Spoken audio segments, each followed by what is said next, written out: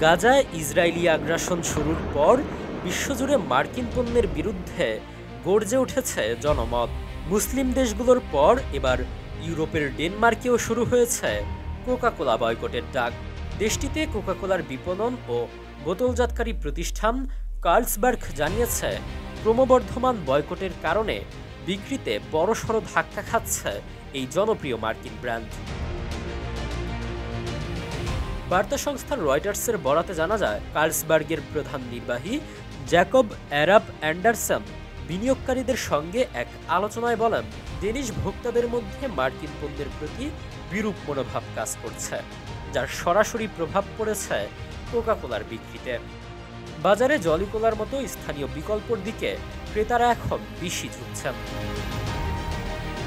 Carlsberg জানায়, যদিও Coke ও পেপসির মতো জনপ্রিয় কোমল পানীয় ডেনমার্কেই উৎপাদিত হয় এবং স্থানীয় শ্রমিকরাই এগুলো তৈরি করেন, তবু এর মার্কিন পরিচিতি বয়কটের মূল কারণ হয়ে দাঁড়িয়েছে।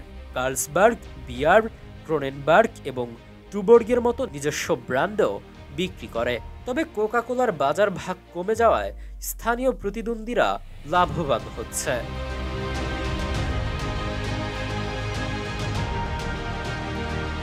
বয়কট শুধু ডেনমার্কে সীমাবদ্ধ নয়, বিশ্বজুড়েই কোকা-কোলা চাপের মুখে।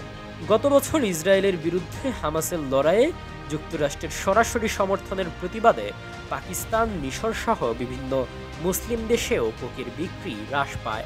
এবার খোদ যুক্তরাষ্ট্র ও মেক্সিকোতেও হিস্পানিক জনগোষ্ঠীর মধ্যে কোকা-কোলা বয়কটের ডাক উঠেছে। একটি বিতর্কিত ভিডিওকে কেন্দ্র করে কোম্পানির বিরুদ্ধে লাতিন কর্মীদের প্রতি বৈষম্যের অভিযোগ ওঠে, যদিও কোকা-কোলা ওই ভিডিওকে ভুয়া বলেছে। সারা বিশ্বে কোকা-কোলা বয়কটের ঢেউ যেমন চোখে পড়ার মতো, তেমনি বাংলাদেশের বাজারেও এ ধরনের প্রভাব লক্ষ্য করা গেছে। ইসরায়েলি আগ্রাসনের প্রতিবাদে সোশ্যাল মিডিয়ায় কোকা-কোলা সহ বিভিন্ন মার্কিন পণ্যের বিরুদ্ধে বয়কটের ডাক জোরালো হয়। অনেক সুপারশপ ও রেস্টুরেন্টে কোকা-কোলার জায়গা দখল করে নেয় দেশীয় ব্র্যান্ড বা বিকল্প পণ্য, যদিও বড় পরিসংখ্যানে বিক্রির তথ্য প্রকাশ পায়নি। তবে ভোক্তার মনোভাব যে ক্রমেই বদলাচ্ছে তা ব্যবসায়ীরা বেশ ভালোই টের পাচ্ছেন।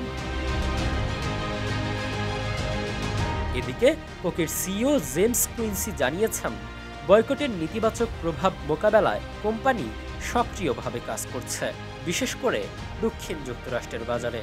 তবে ডেনমার্কের পরিস্থিতি নিয়ে কোকা-কোলা আনুষ্ঠানিকভাবে কোনো মন্তব্য করেনি।